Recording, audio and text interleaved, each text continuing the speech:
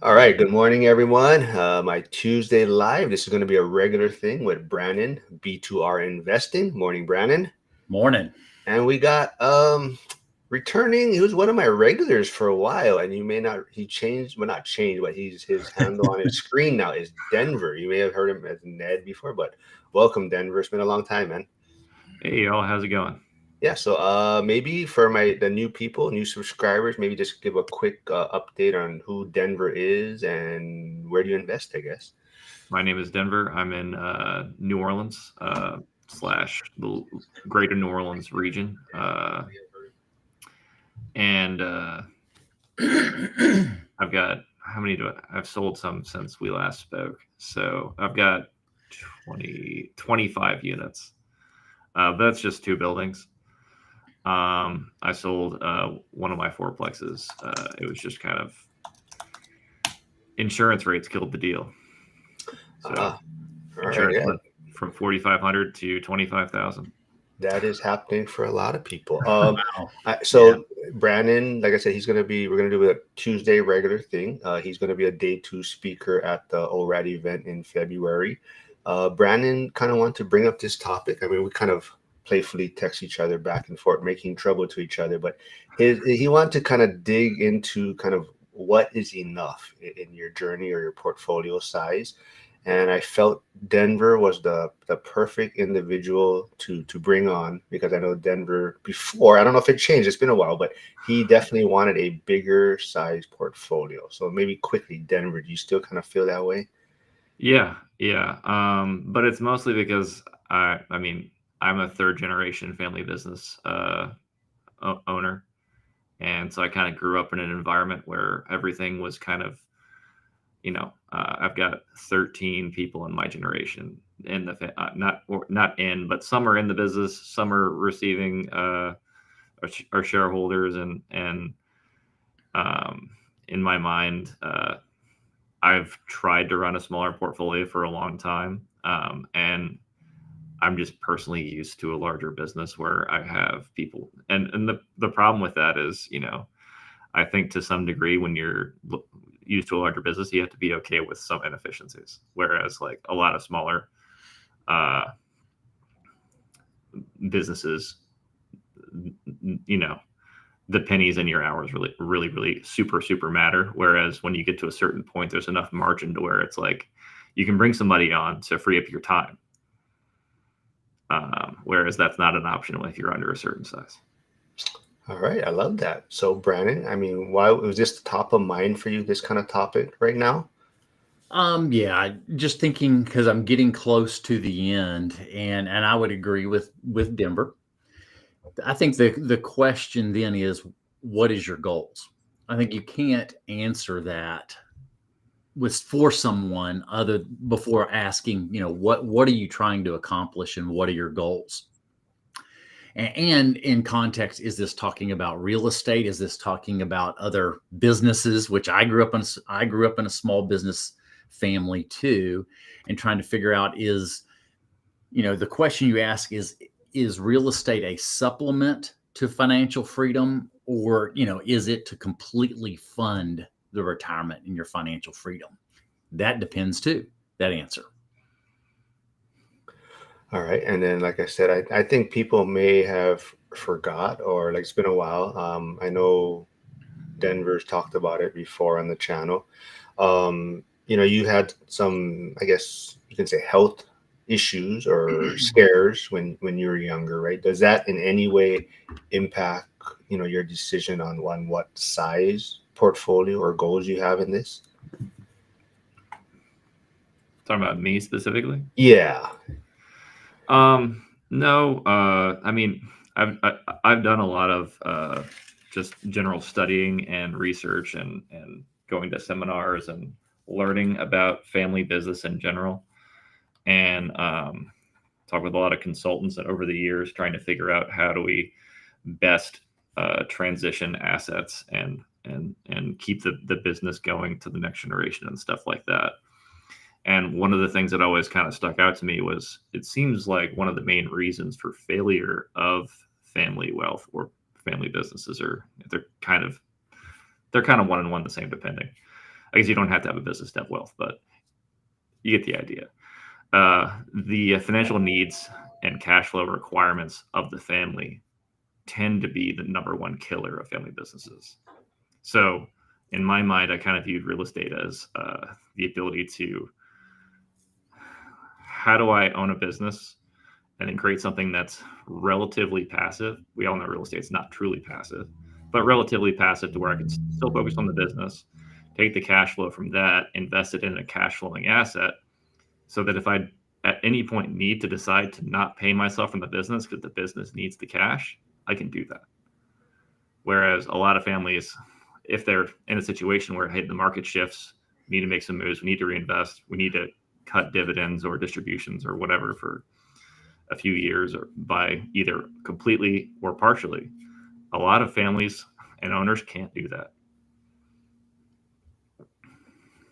Brannon, you want to touch on any of that? No, I understand a lot of what he's saying, and I've thought through some of that owning a small business too.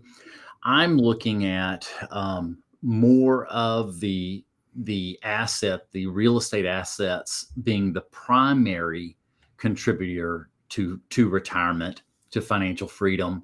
I do have a business too. I don't intend. Probably not going to keep it for the next generation. So I'll be selling that business here in the next few years.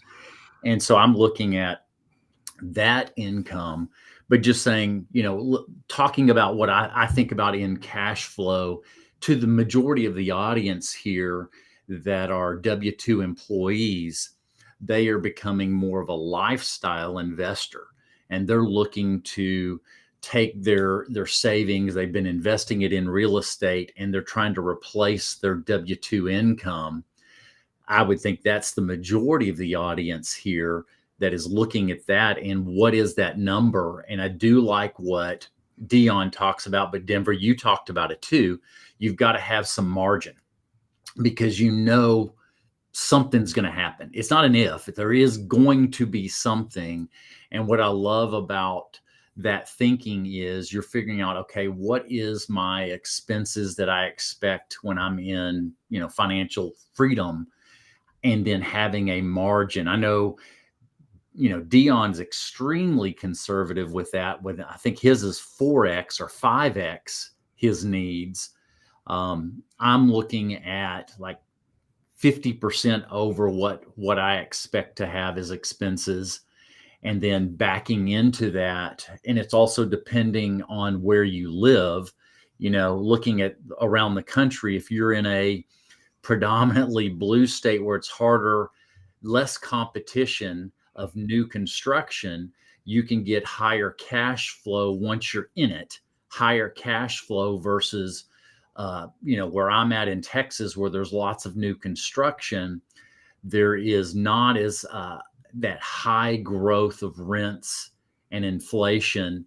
So you have to have some numbers higher. I'm looking at, for me, I'm here at 12 properties built, 12 units, moving to 14. My ultimate goal, backing into it, of 22 doors is where I want to be, with an average cash flow of around 700, puts me at the 15,000, 16,000 range.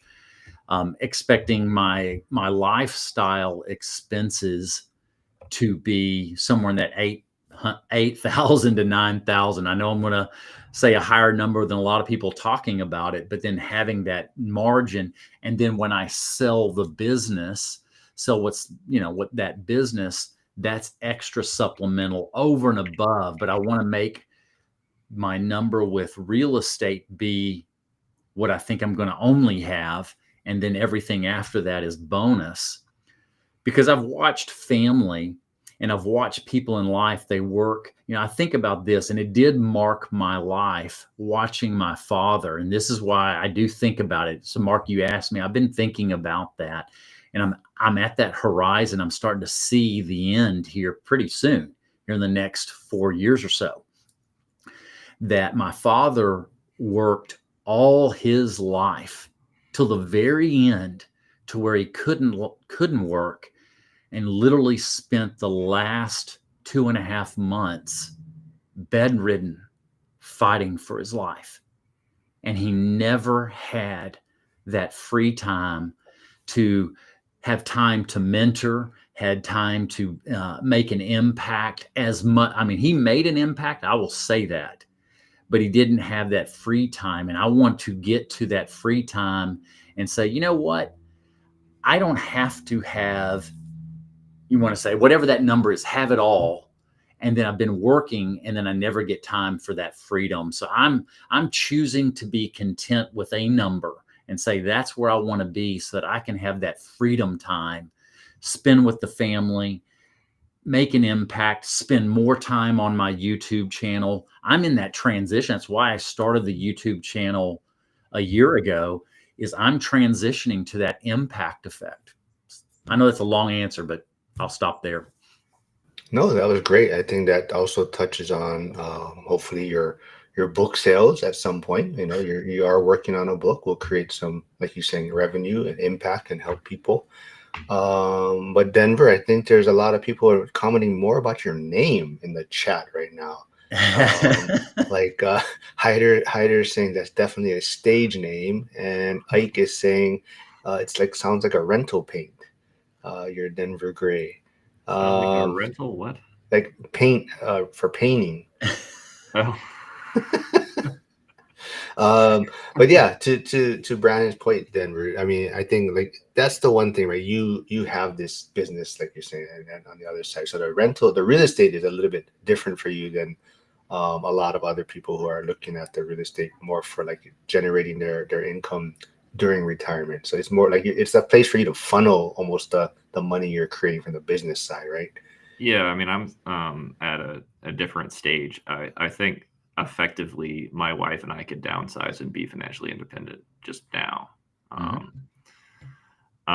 And so, I mean, I'm kind of thinking, okay, well, how do I make sure that we keep a structure in place where I can make sure that my grandkids don't need to work? So my horizon's a little further out, but I'm also in a situation where my dad and my grandfather all did the same thing. And so since everyone viewed so far ahead, they're kind of like the initial parts, at least somewhat, was easier for me. And, you know, it really comes down to that whole expenses thing. You know, everyone can be financially free if they just decide to be homeless. You know, you can cut your expenses pretty steep. I never thought of it that way. I mean, but that is true. But you know, also sorry, but Brannon, I just also almost forgot to mention you. I didn't know your plan is to sell the biz. I thought you were hoping your daughter. Well, yeah, I don't think that's going to happen. She's 18. To really run it would take a lot of years, and I am ready to move on. So that is most probably the scenario is, and I've sold 2 businesses now. I'm now on my last one that I intend to either sell unless I can find the right person to run it, to have time to eventually do that, for her to get in there and do that. I've been in family businesses. We've sold family businesses. That's just my background. And that's where my perspective is. Yeah, so that is a little bit of a revelation. I hope she's not watching this today. So, but that's the plan. I mean, we've got professional management in several of our businesses. I mean, we've got enough businesses now to where there's not enough family that's interested. Yeah. And then the problem is a lot of our businesses would take a lifetime to learn to run, you know, because we've been wheeling and dealing for 60 plus years. So, right. You know, another perspective on it, if we're looking at cash flow, and this is what a lot of our group does talk about, cash flow, but Coach Carson agrees with me that wealth is a perspective. And I do think you can do both. There's another way at it.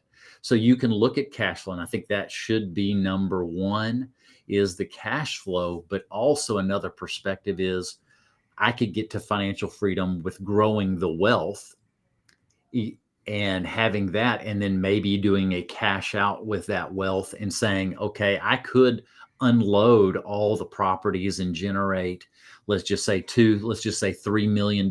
Your goal is to get to $3 million in net worth of real estate, and then you cash that out and you're going even more passive. Either you sell it, you're selling it and creating those notes, which is more passive, or you're selling it and you're taking, let's just say it's in your pocket 3 million, and I know I can make 6 or 7%, then you're in that 200 grand plus in something very passive. There's two ways, there's multiple ways, there's more than two, but I'm just thinking of perspectives of a cash flow method of hitting a number, or a equity or net worth method of real estate. Yeah, I mean, there's like a local guy I know that his family had, I want to say, 1,500 units, and they got to where it was the management intensive. All the buildings were really old. Their yield on their equity position was like 2 or 3%, and they were kind of like, "Hey, this is kind of silly. If we sold these individually to people, it would make sense for them to fix them up." And because they're in like nicer areas, so the area had appreciated a lot, and the rent really hadn't. And so they 1031 through some, I don't know how the structure worked, but they ended up basically moving into a REIT. Yep. So they're still in real estate, but now they've got a lot more and cash you're getting flow. a dividend. Like the Delaware statutory trust, you 1031 into that like a fund, and then you get Yeah. And they made sure to pick a fund where the funds got bylaws to where the fund can only have, I think, between like 20 and 40 or maybe 50% debt. So it's relatively low leverage, pretty safe type stuff with higher cash flow. So there's tons of things that you can do like that. Yeah, the DST is one way to exit, especially as you get older and you don't want to deal with real estate, but you want to 1031 into a bigger asset and still get income monthly. Let's see. Hey, Andy's here. I see Chris Webb, Hyder. Good morning, everyone. Charles, I'm moving with my favorite sketchy one. And someone was asking. I don't know. Has anyone you willing to seller finance your business, Brannon, when it's time to sell? I have done one, yes. It's got to be the correct situation. And I come from a banking background, so my underwriting is going to be pretty conservative. I'm not going to risk giving it to somebody that would lose it. I spent too much time. So yes, I would, and I have done that. It has to be the right metrics to make it work. How many Aloha shirts would they have to throw in to That's get right. the deal done? And I'd get to pick. My latest acquisitions have been Hawaiian shirts that for Christmas. So those are my latest acquisitions. You'll see those soon. So Denver, what is your thought? Maybe like I know we've kind of touched on it off camera and stuff, but like that enough or comfort zone, is it kind of like a way to like a false sense of security in a sense a little bit? I mean, like, I think you naturally want to always be adjusting up. Just, you feel better if you're doing a little more than last year or whatever. And I mean, to some degree, real estate and a lot of investments like to do that, as long as you're like, let's say a lot of people use for retirement. They say the Trinity study for stocks is 4% withdrawal rate. You'll never run out. Let's say hypothetically you had a bunch of money and you did 3%. That would mean every year you could spend a little more because your portfolio growth would outpace hypothetically. And so, I mean, I kind of view it as an adjustment thing where I don't mind personally pulling back to grow the business more. But I mean, I was also in a position where I never had to house hack, but I did anyway, just because I wanted to get so far ahead on a savings rate basis that, I mean, we still probably only spend maybe 20 to 40%, and then at that reinvestment rate, you're growing in the background so much that, or at least hypothetically, even with the ups and downs of the market, on average year, we should be doing better than last year. I mean, spending more isn't, having a better life, but the ability to choose to do so most years is nice. But that comes from being in a position where you have to create that margin, as we've been talking about, in order to get that growth. And I mean, it's kind of fungible. A lot of people put themselves in a situation where their fixed expenses aren't flexible, and they can't do that. So I mean, it depends on how much risk you want to take on. I view, I mean, Rich Dad Poor Dad did the whole your house is a liability. It's a fixed expense type thing, which we all learned is actually not true with how much taxes and insurance went up in the last few years. The old wise tale of you get to fix. I guess you fix the majority of your house note, but you can still get got. I mean, I know that was a thing in Texas with taxes, and then in Louisiana and a lot of the Gulf Coast, people are getting got by insurance right now. So I don't know if that answered your question or if I can word that better. Well, I'm curious on which one of you pushed an old lady. I don't know. Cool guy. Thanks for stopping by. But he's saying someone's talking mad shit about us on their live right now because they know one of us pushed an old lady. Wow. All right. Well, not sure. Well, I've never pushed an older one. Hey, all. the Riley Oak. Good morning. Haven't seen you here before, I think. But thanks for tuning in. Don't forget to subscribe. Brannon's channel also I'll put in the chat. He's also streaming right now, so you can go hop over there, subscribe there. But Brannon will be speaking day 2 at the ORAD event. Hey, Nick is here. Hold on or hodl Bitcoin taking a beating recently, but I bet he has. yes. But Nick putting out great content daily on the Bitcoin space. And I think he did margin. I believe he did. Or he was selling options or something like that. There was something he was doing. Maybe it wasn't margin. I can't remember. Well, with options, he should be fine as long as the call is far enough out. It depends if was he selling or was he buying. Yeah, it's all about it's a put or a call, which is I have a background in that too. Yeah. So with options, he could be awesome or he could be real bad. Yeah. You went muted. We got Steve, the accidental landlord here. Good morning. He is running the Thursday accountability call in school. It's very, very detailed, very structured. So if you like that format, go check it out. But it's they run it on point. You have on a clock time, 1 hour, get in, get out, good information. So go check it out. But he's asking, has anyone purchased property inside of a solo 401k? I'm going to give a perspective on this that I don't. There's enough. I have not. I have not understood any advantage when real estate's already tax advantaged, putting it in another behind a paywall that has another shell of tax advantage. I think real estate has its own shell or tax advantage, and you have more freedom with it. I just have not done that inside of another tax advantage entity or shell. It seems like it'd be annoying to manage, to be honest. Like that's just a lot of like weird red tape where if you screw up one time, the tax consequences Yeah.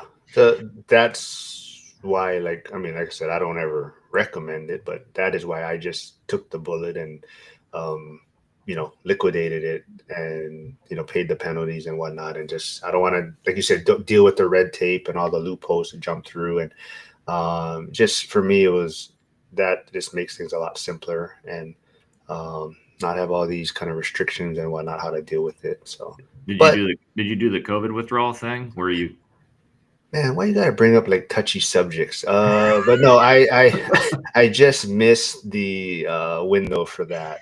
By the time I got headed down this path and kind of decided on it, it was I want to say like a month after that whatever grace period or whatever it's called, but where they allowed you to take it out penalty free. But Flavio was asking, wait, hold on, what what you guys should do, get 30K cash right now or 100K in net worth with $100 cash flow monthly. I don't fully, maybe it's going along this, well, I don't know fully. um, but I was going to bring up the topic.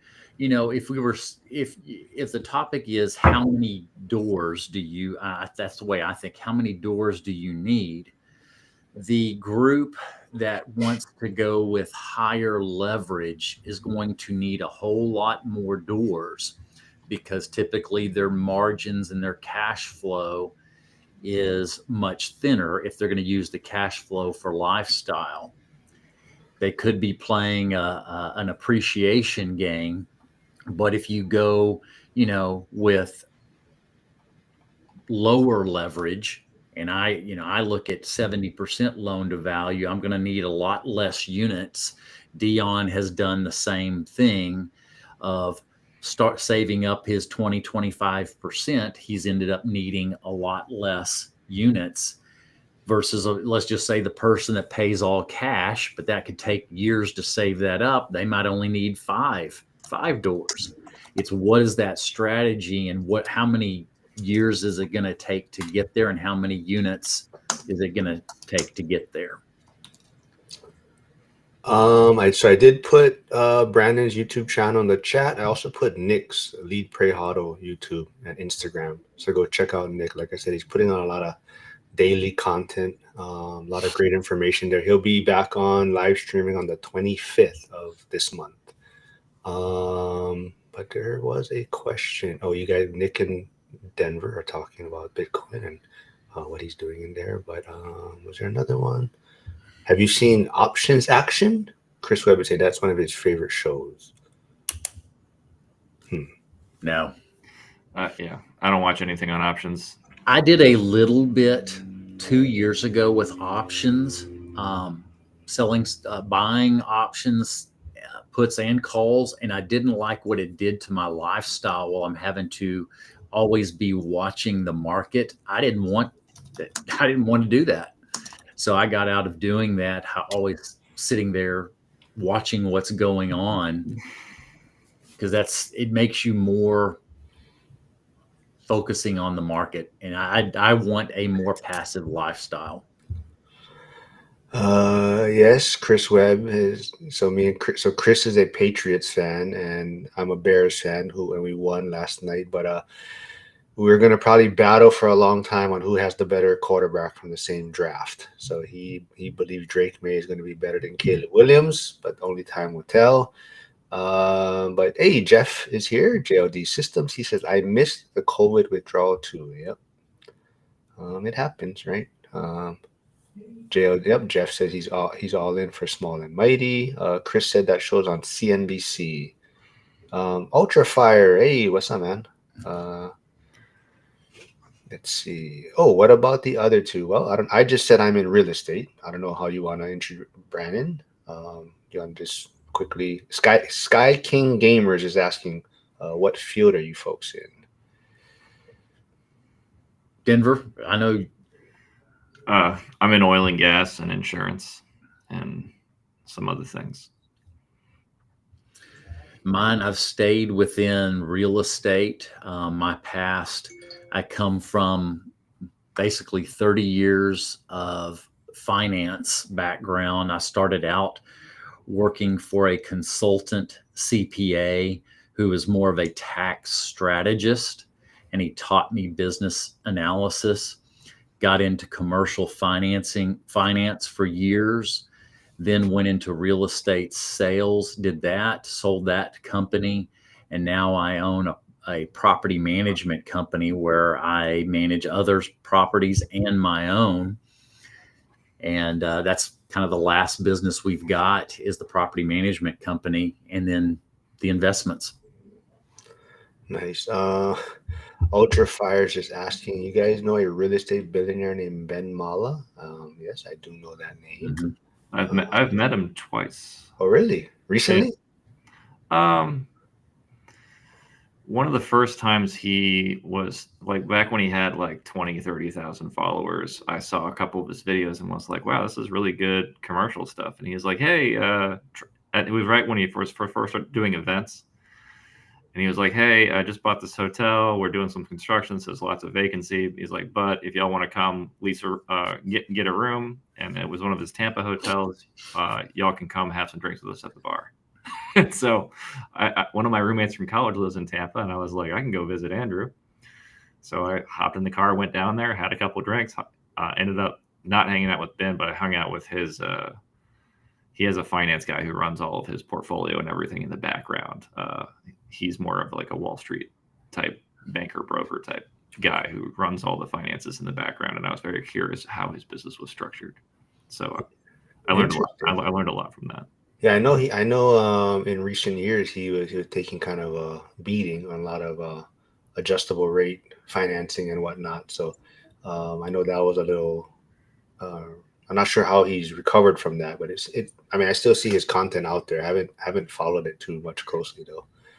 I'm curious, those that are listening, what their thought is on when is enough and why, and hearing what others are thinking about. I brought this up in our school group and had a lot of interaction with it and hearing different perspectives. Because I think there is no one right answer. There's one right answer for you. Oh, absolutely. Which might be wrong tomorrow. Yeah, could be. Well, I think that is to Chris Webb's point, but Chris wouldn't know because he's not in school, so he wouldn't have seen your question. But yeah, but his point was kind of shoot, I don't know where it went, but it was talking about having an exit strategy. So kind of that's ultimately whatever you decide on. What's very important is having some sort of exit plan or exit strategy, I guess. Well, what I would say on the real estate side, I don't have an exit strategy. I plan to keep them. It's why I'm doing the build model so that Denver, like you said, my children and my children's children have good quality product. How I'm building them is not for doing ultra cheap just to get it going today. I'm building it thinking about decades down the road. Yeah. And then I'm teaching my children even today my investments and why I'm doing it. I sat down with my daughter just this weekend and it was fun to watch a light bulb go off in her own head. And I didn't have to say it. I was showing her I'm building 2 investments starting in the next 30 days. And I was going through the financials with her, sitting down. She's also the daughter I'm bringing to the bank, meeting with the bankers. She's in the meeting. She's picking some of the products of the features of it. And then I sat down with her and going through the numbers, and she made the comment, well, I've been in Dave Ramsey stuff. Why are you doing it with debt? Why not do it all cash? So of course I've got a spreadsheet and I showed her, what with healthy leverage, the 70% like I do, it was a cash on cash return of, well, I was looking at that moment, I was looking both at cash on cash and principal pay down. It was 20%. That's the number I could remember on that. 20%. I said, all right, let's look at it. So I changed the numbers and I said, all right, let's pay all cash. Then I paid all cash and I showed the return to her. And I mean, you could see her eyes light up. She's like, wow, not all debt, not all cash, and using debt is not always bad. That wasn't me telling her. That literally was her revelation on her own. And that's what I'm believing when I'm talking about affecting my children and my children's children, it's not just giving them the asset. They also need to work. There's things you learn from working, the things you learn, but it's also, I use the principle, it's not just giving them the fish, it's teaching them how to fish, letting them learn how to handle decisions and how to handle what they're going to down the road be responsible for. That's how you continue to pass on generational wealth. It is not giving them the money. Most people that are given the money, they don't know how to handle it. They have to have the skill set, and that's what we're passing on as much as what we're giving to them. Yeah, I mean, that's perfect way to do it. We look at it, and I'm going to get into it, and y'all can hate me for it, but the Trump family, regardless of the politics, I'm not talking politics. You look at their family and you read what Donald Trump did. He had his kids in the meetings, in the boardroom, in those discussions, and you look at the skill sets of his kids, they learned it in a unique way. And I'm trying to do some of those same principles as bringing my kids into some of those decisions and going through the process with me so that they know what to do down the road in the future. So you just got me canceled. You guys mentioned COVID. You guys mentioned Trump. No, but Sky King Gamers actually was asking earlier, any AI tech startup experience? I do not have that. Either one of you? I'm literally starting a project on it right now. All right. Well, there you go. More on the real estate side of it. Interesting. All right. Well, we can dig into that once you get things off the ground and running, maybe. But Sky King Gamers, there you go. Chris Webb is asking, oil and gas. Where are you from? I get calls from my time in Dallas all the time. New Orleans. Let's see. Chris Webb also says, I think time will tell. I have shifted my thought from doors to income. I have to get going. I love the build model, though. Just to ask, are you building aside from PM? These are built. Yeah, this isn't within the property management company. These are my own builds. And yes, if you want to say it, the property management company is handling a lot of the management. I do a few things because I want to keep my hands fresh and my skill set fresh. But I have a team that handles property management here in DFW for people. And then I'm more the big picture within the organization. And then I even quarterly write articles for the owners of kind of what I'm seeing that is going on in the industry, counsel of best practices of how to manage the properties, how to manage the expenses, what's going on with rents in the area. You know, I'm more the big picture person, is more my skill set. I see some new people tuning in. I want to say good morning to Barbara. Thanks for stopping by. But she does say that's pretty smart, teaching your daughter that way. I'm trying to learn too. Well, Barbara, hit that like and subscribe button. Also, there is Brannon's YouTube channel, B2R Invest. So if you want, you can bounce over there quickly and subscribe. Yeah, having that, you know, I've got two kids that are even more active. I've had one, this is a boy, so he's mowing the lawns. But, you know, he's out there mowing the lawns. I had him buy his lawn equipment, but we're talking about things on the property. Both of them went with me when I went to the place where we picked out the colors, the countertops, you know, what type of material, what type of the tile, the colors, just the different materials, the fixtures, the plumbing fixtures, the lighting fixtures.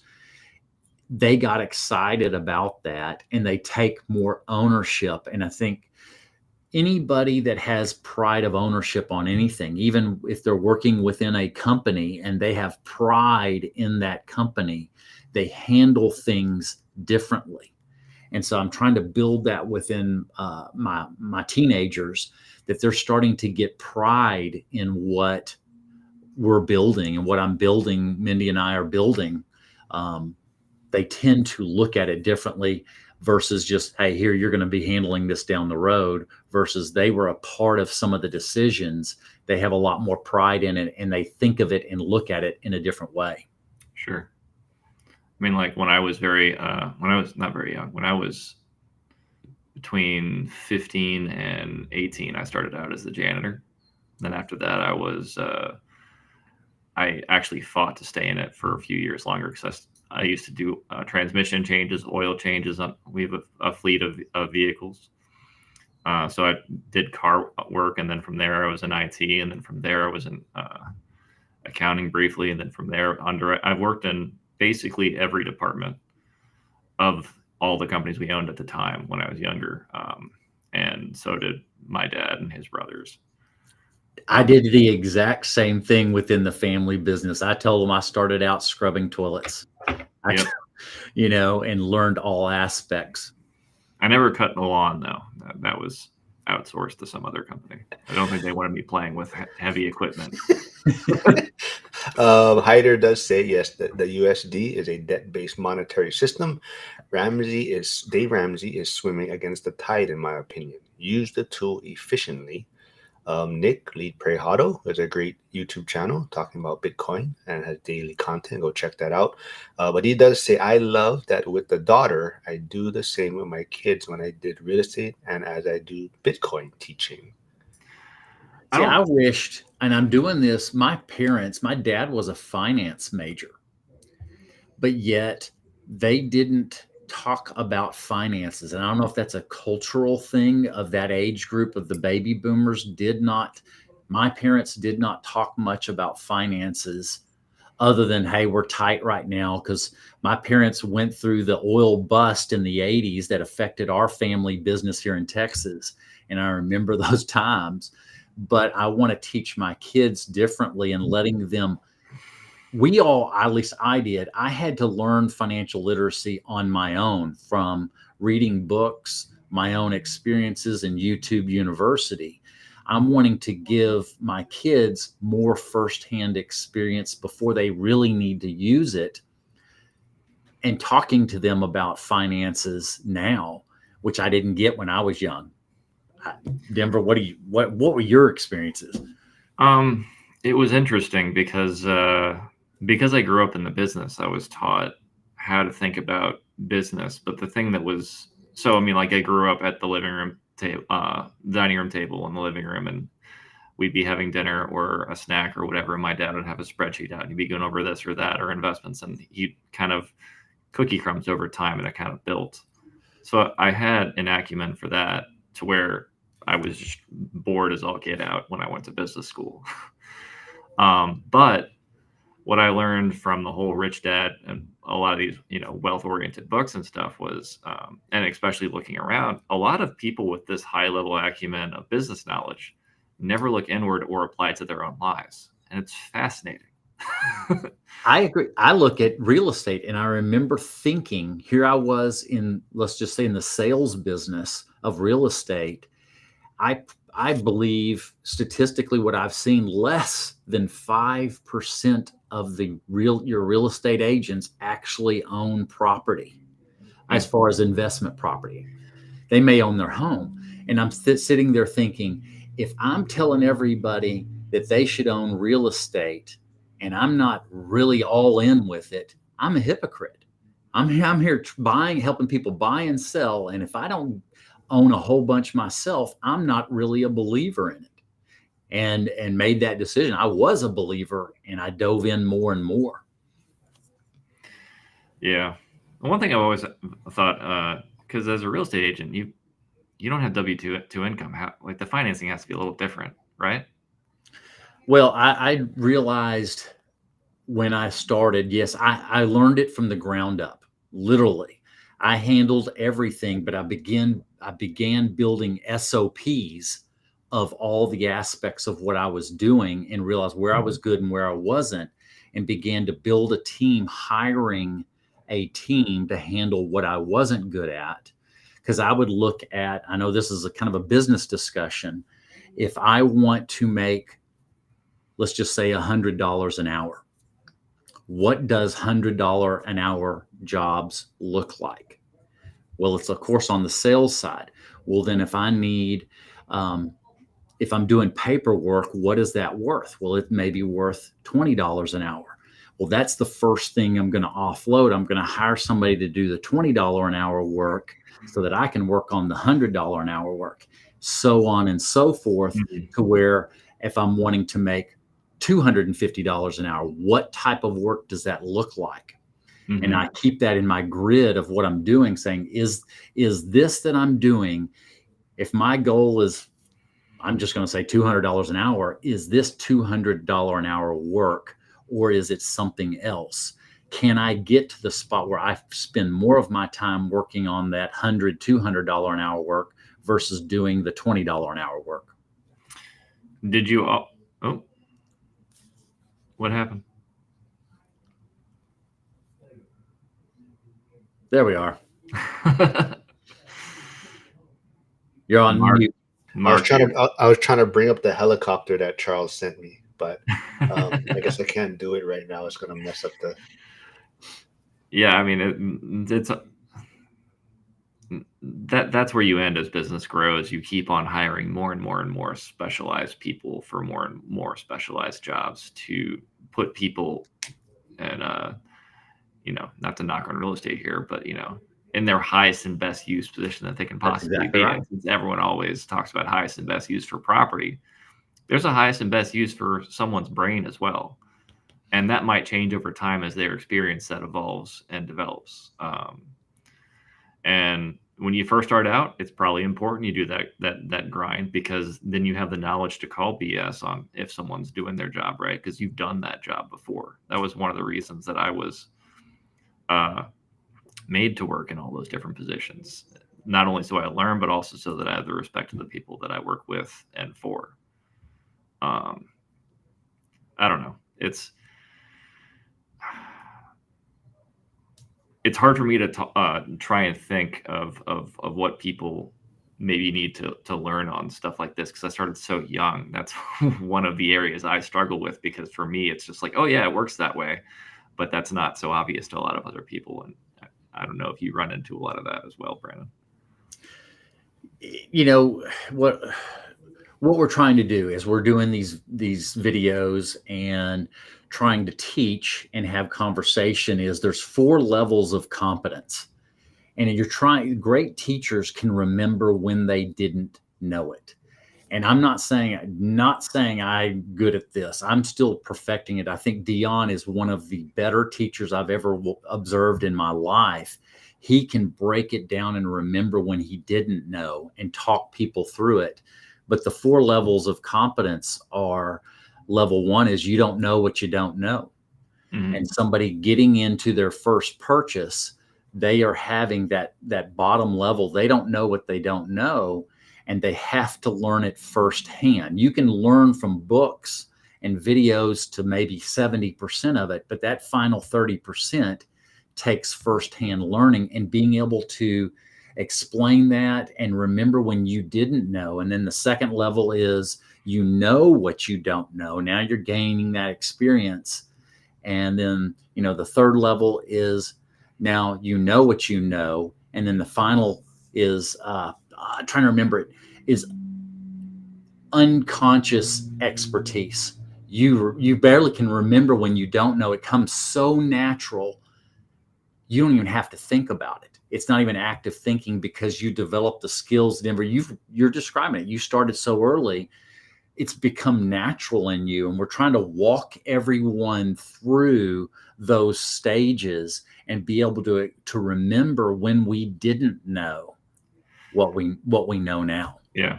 It sounds kind of funny, but I find myself struggling because to a lot of this stuff. So like, for example, as I got promoted up in the family business, I got to where this is a transition I haven't mentioned before on the channel, but I just got promoted to president of one of our companies. And the board requirement for that or not the board, but the family said, hey, you have all this real estate stuff. You're very hands-on outside. We're proud of you. That's fun and everything, but you can't do that anymore. We need you focused here. And I said, okay. And I was like, babe, we just had kids. Would you like to take this on? Because otherwise I need to find some other way to make it more hands-off. And so I'm in the process of training my wife, and I'm hitting all of these spots where I'm like, for me, it's just like, oh, well, it works this way. And she's like, why? I like that. Interesting. All right. No. Hyder does say semantics. If the daughter learned, she wasn't taught. She learned what was merely professed. I like to emphasize the learner learning rather than the professor professing. Yeah, very good. Charles McCune says, I'm letting the kids house hack and paying them to manage their property. In Hey, college? yes, I believe I forget they're of that college age or I just wish I had done that, because I was in Boca Raton for college during the financial crash. And so there were like $5 million houses selling for like 700K with like 8-9 bedrooms. And a bunch of my friends in college, their families would buy it, and then they'd rent out all the bedrooms, and they'd live in this nice house on a golf course for free. Yeah. It never made sense to me. And then years later, I'm like, wait, they sold it for how much? And now you look, right? Rent by room is the strategy that is gaining Yeah. traction and picking up out there. I even saw Derek, ADU guy. I think he's starting to look at that as an option to add into his strategy of building ADUs.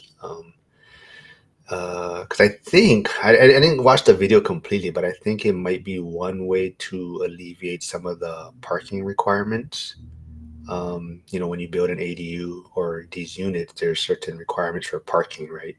But if you do it like you get a home and you're renting out the rooms, they haven't got to that point yet, I think, where you have the parking restrictions yet. I'm kind of in the middle of a city fight on that right now, and it's not affecting me. But Mark, we've talked before about how I have student rentals. I've got stuff for Loyola and Tulane University, and during COVID, a lot of people went around the neighborhoods and they converted these old, because it's a nice neighborhood that's around these universities. They converted these older, kind of a little in shambles houses up to nice properties that have 4, 5, 6, 7 bedrooms.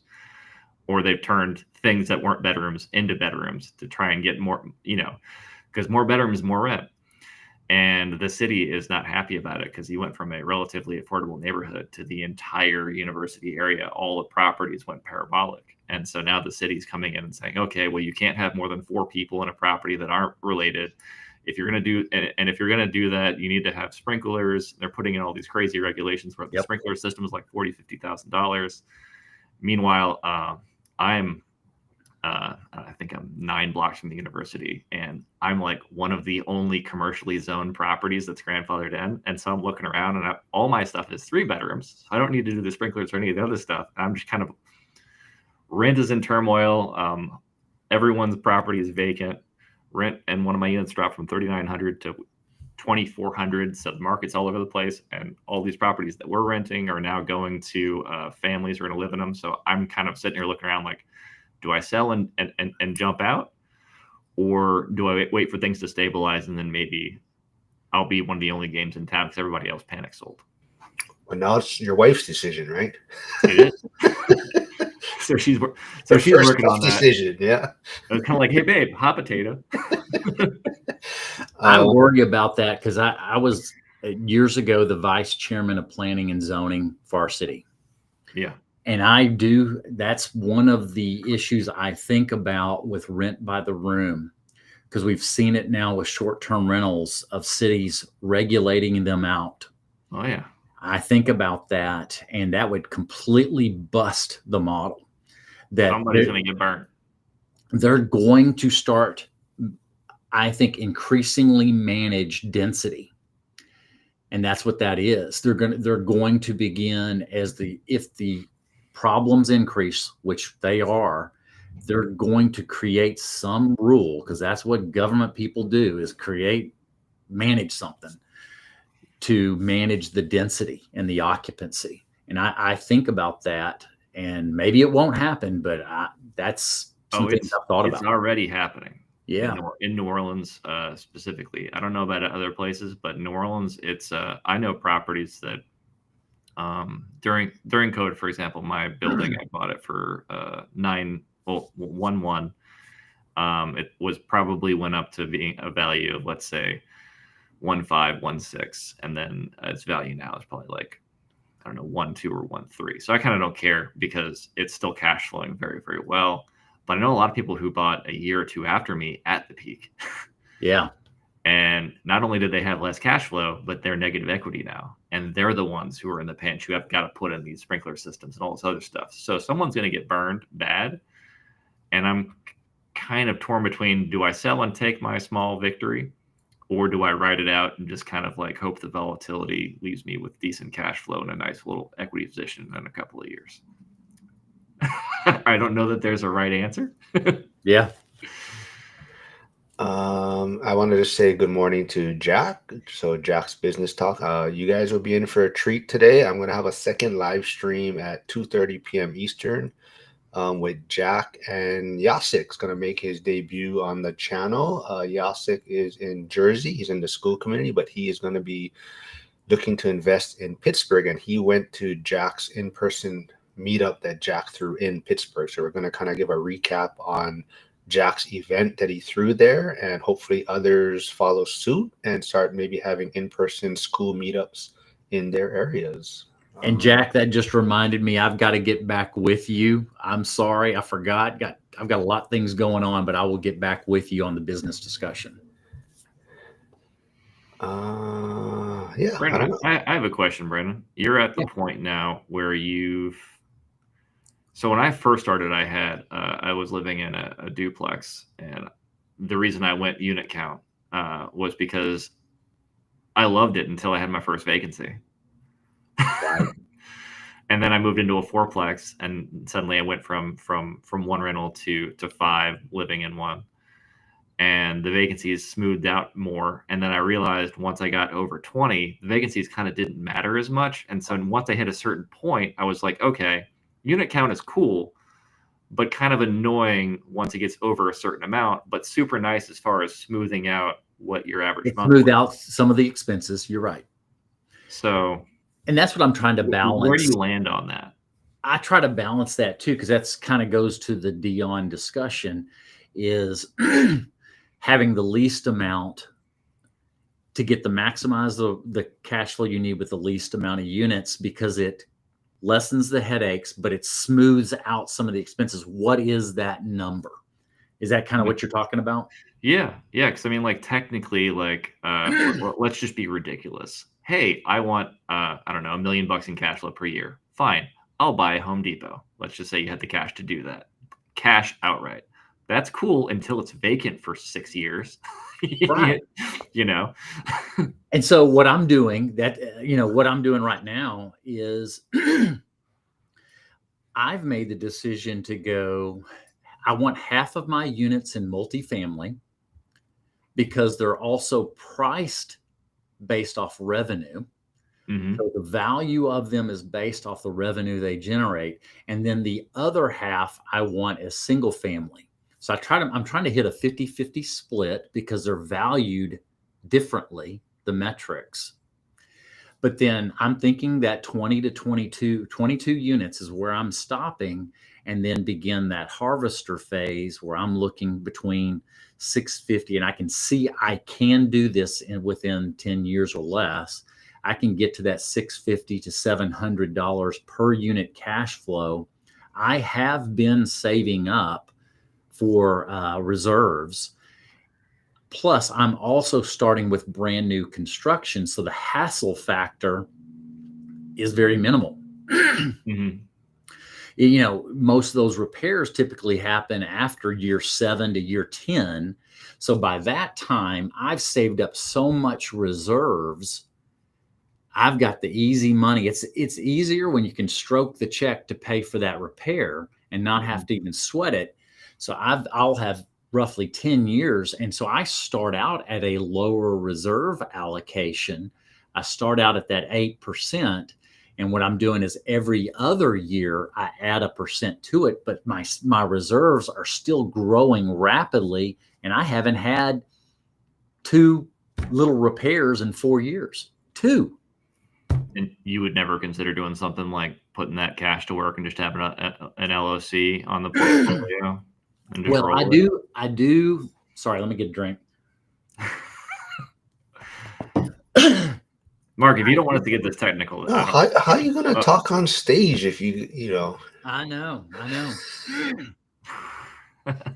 I do put that money in a money market account. So that Okay. reserve fund, it's not sitting as dead money in a bank.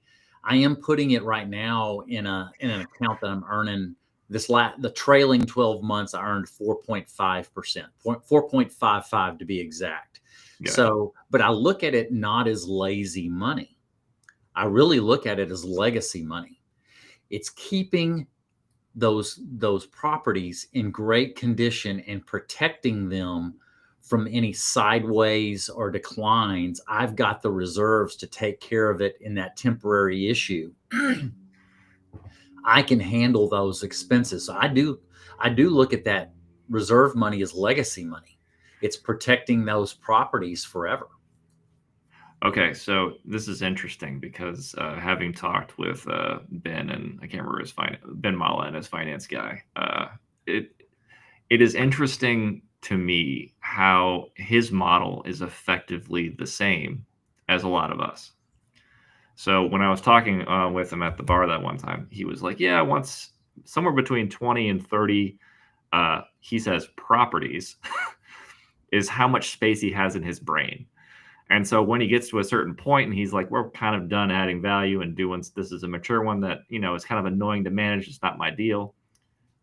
He sells it and he 1031s into another product that he thinks it will either be a good long-term legacy asset or something fun, or, there's value there.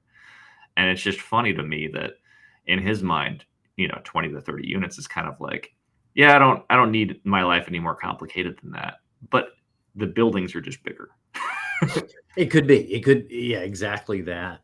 Would you ever, if you were at a point where you just had excess capital, excess equity, and you're kind of like, hey, I don't have any leverage on, would you go to larger assets, or you think you would just kind of, I'm good? I'll be honest, that answer, I don't know, but I know I'm willing to adjust if I need to. I'm not there yet. So Sure. You never say never, because then that typically happens.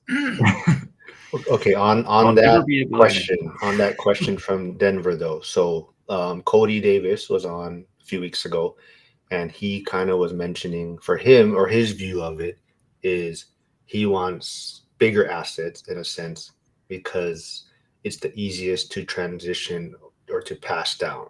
So if you have a bunch of I heard that. Yeah. Yep, So what's your take on that? Or I mean, have you ever thought of that way? How many kids you having? I mean that's kind of where I'm at, and the reason that my preference is larger scale because my wife and I do want to have 4 or 5 kids, and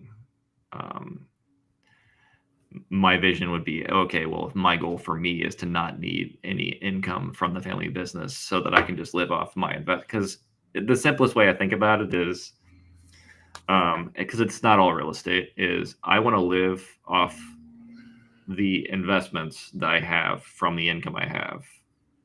And there needs to be basically a filtration of, I don't want to use any of my active income or any of our business income. I only want to use the income from my assets. And so the only way for me to grow my lifestyle then would be to grow my asset base.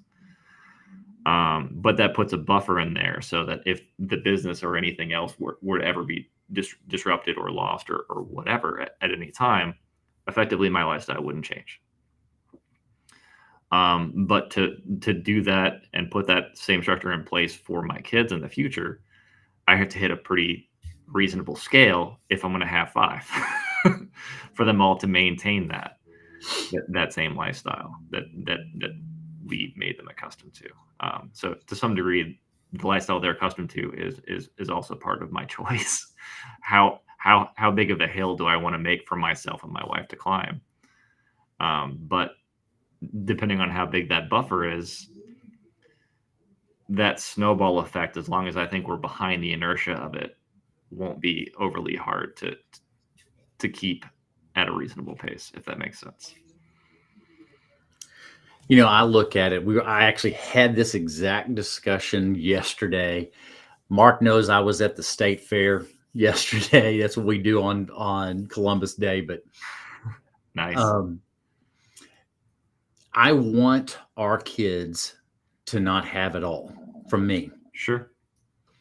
There was, and we were looking back, we were talking with another couple, the tough times my wife and I went through when we were young married and you're living on love and that's all you got, really were good times. And they also taught us a whole lot.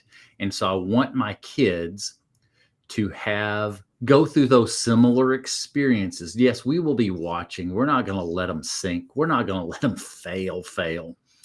And I had that in my life too, but I want them to have that firsthand learning of what it's like when we were young married and you have very little. You appreciate when you've accomplished it that much more later in life. I don't,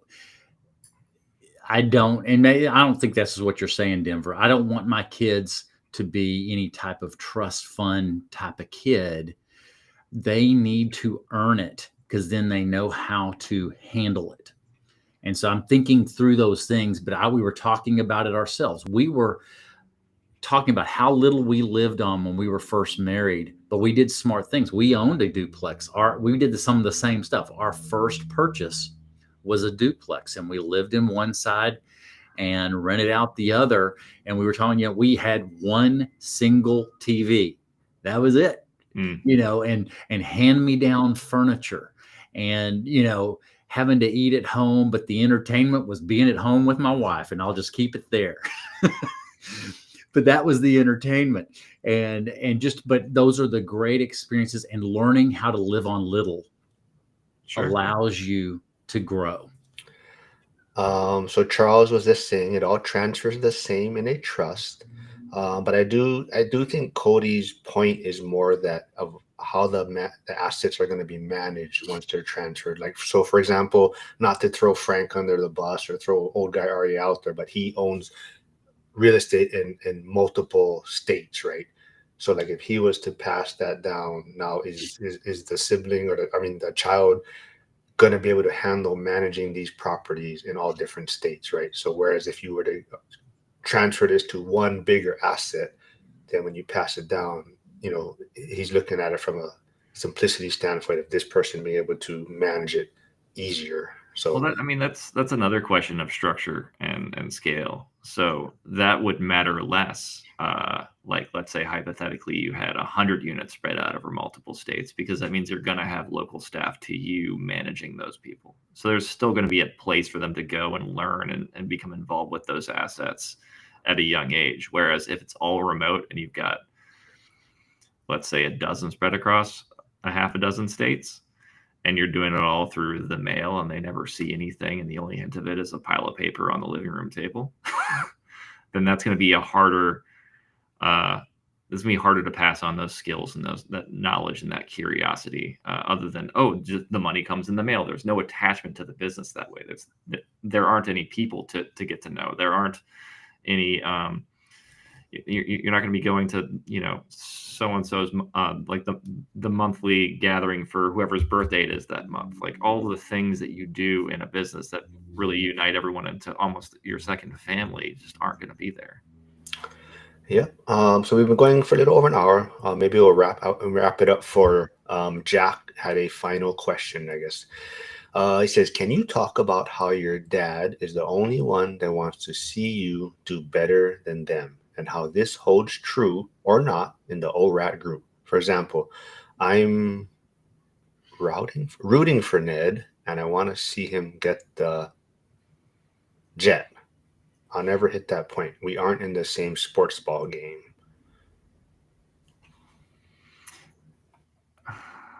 So what you're saying is no one cares for your success other than your parents. Truly. I Is don't. that what he's saying? Not Yeah. no one cares, but it's like your father is the one that really is pushing for you to Is do he trying to say better your than him. your dad is your biggest cheerleader? I guess. Um, not cheerleader, but I'm trying to think. I know I saw this reel recently, and someone it's a reel that was on Instagram, and some influencer person was talking. Oh, Steve Harvey. Steve Harvey. There's a clip of him saying like his dad passed away, and then he realized that there's no one really out there that's pushing you or hoping for your success to be better than you or they were, in a sense. I think this group wants success, and it is I think as a general rule, this group cheers on others' success. I believe that. Sure. I really genuinely believe that, or I wouldn't be a part of it. It's very But rare to yes, find I think online. there's a piece of it. Your parents care more, even more. I'll say it that way, even more of seeing you succeed. They get a special joy and want that even more so. Yeah. I mean, like, so my dad wasn't necessarily a business builder. His brothers were. My dad was probably one of the most brilliant sales guys that's ever been in the city of New Orleans, as far as I'm concerned. We'd walk into a party and he would walk up and he could bump into 200 people and he would know their name, their kids' names, what sports they were in, what their last injury was, where they were going to college, and he could just that is a skill set that I will never have because I can barely remember the names of a lot of people that I'm regularly around all the time. It's just not the way my brain works. And so, but my dad was never really an investor. Like that was not his skill set. And his brothers, his family worked and they did that side of the equation. And my dad has always had my back for years and years and years. But he's never really understood the investing side, and he's always just wanted me to be happy. Whereas the people who want us to do better would be maybe his brothers. So that aspect is there, and I would tend to agree, but it's not necessarily like my father. It's more like the family has a bar set where they're like, "Hey, we want you to succeed." And maybe with our family it's a little different because my cousins and I's performance is tied to their retirement to some degree. Because that's just how family businesses work. But I do think that because lots of people say don't do business with family, and I just have such a different view of that because I grew up in a situation where I see the bad, the good, you know sometimes blood pressures get high, emotions get tangled, and it's messy. But everyone's on the same team and pushing in the same direction. And I think it's more of a group. Your family has your back, and that family doesn't necessarily need to be who you grew up with. It can be your friends and stuff like that. It doesn't have to be your dad or your mom or whoever. Um, but I Well, I don't know. want to circle back around to the original conversation of when is enough enough. I want to break it down into three categories of what everybody needs to think through. Sure. You've got when enough is enough. Are you a lifestyle investor based off the cash flow? You need to back into that with margin. Denver talked about that. You've got an equity growth type of person, and then you've got the business builder. They're a full-time investor and they're building a business. And I think you've got to look at what you're looking for in those three different categories to determine what is your ultimate goal, but then also look for having time, head towards that financial freedom so that you've got time to make an impact on your kids. All right, great episode, fellas. I think we'll wrap it up there. I just want to remind everyone Brannon's YouTube channel is in the chat, so go subscribe. But we're trying to get him to his 4,000 watch hours. So if you can, go over there, watch some videos, get his hours up. I see Hugo tuning in. What's up? Stay winning. I have a feeling Hugo will probably be going live. Then usually he hops on real quick, and he usually goes live after this. So there's Hugo's channel there also. So go stay on the lookout for one of his lives. Jovi says, I think the quote about dads is from day one. You're opening my kids does better than me. Hey, Brett's tuning in. Sorry, man. We're wrapping things up. Um, yeah. So Denver, thanks for stopping by. Hopefully, we can make this a regular thing again. I know it's been a while. I know life is I'm getting busy interested. for Give you. me a call. You got my number. Yeah, definitely. We'll get you back on. Like I said, Brannon is going to be doing Tuesdays with me now. Cody Davis is Mondays, and we're probably going to get a regular scheduling with Justin Cambra soon also. So be on the lookout for that. Like I said, everyone, reminder, 2:30 p.m. Eastern, I'll be going live again with Jack and Yasik going over their Pittsburgh in-person meetup. So everyone have a good rest of the day.